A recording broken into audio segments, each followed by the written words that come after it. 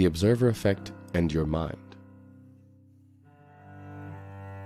Quantum physicists call this the observer effect, and so allow me to paraphrase how the theory works.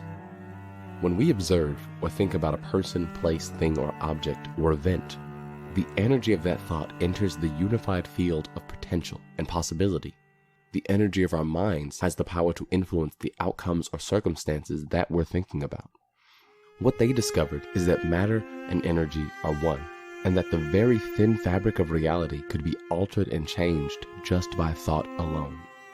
And that all things that are material respond to focused attention and consistent concentration from the energy of our minds.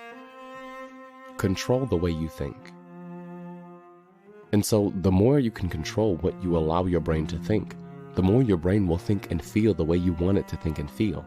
This requires you to pay constant attention to what thoughts and feelings you allow into your brain.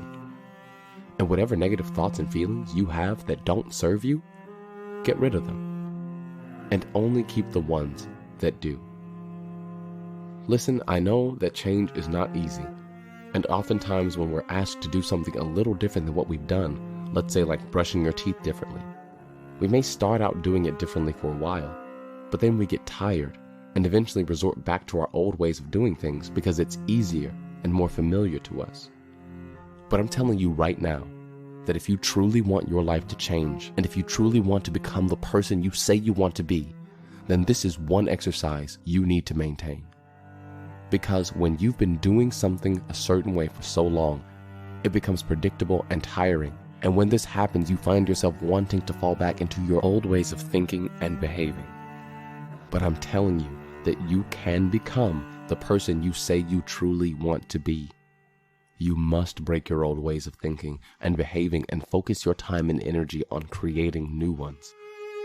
The more you can visualize, imagine, and mentally rehearse being the person you say you want to be, doing what you say you want to do, the quicker you break the neurological connections you have with your old ways, and the quicker your brain will change.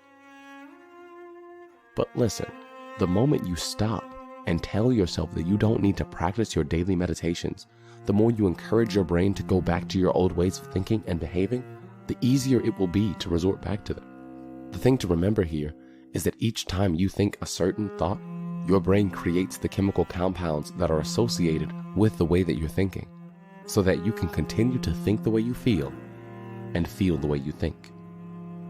But the more you can train your brain to think the way you want it to think and feel the way you want it to feel, the more you condition your brain and body to become one.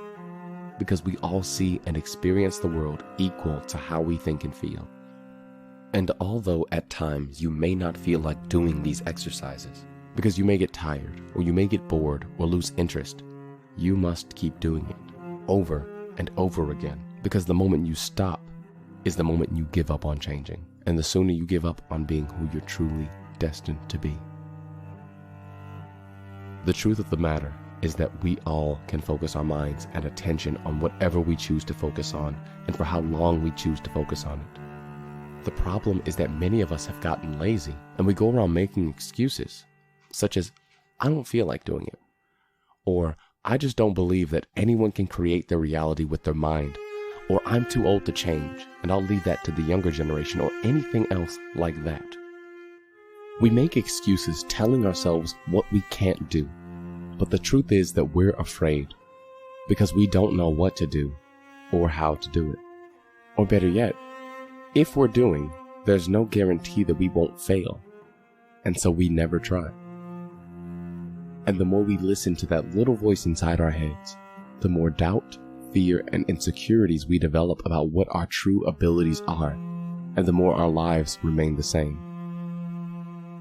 But listen, the moment you truly commit to being the person you say you want to be, doing what you say you want to do, regardless of how long it will take or what's going on around you, is the moment your life will change. The more you can, visualizing, imaging, and mentally rehearsing being the person you say you want to be, doing what you say you want to do, coupled with a positive mental attitude and positive affirmations, the sooner you'll go from living in your past to living in your new future. Your job is just to practice daily until what you're visualizing, imagining, and mentally rehearsing becomes your reality. The more committed you are to being the person you say you want to be, doing what you say you want to do, the more you will think and act and behave in the same way.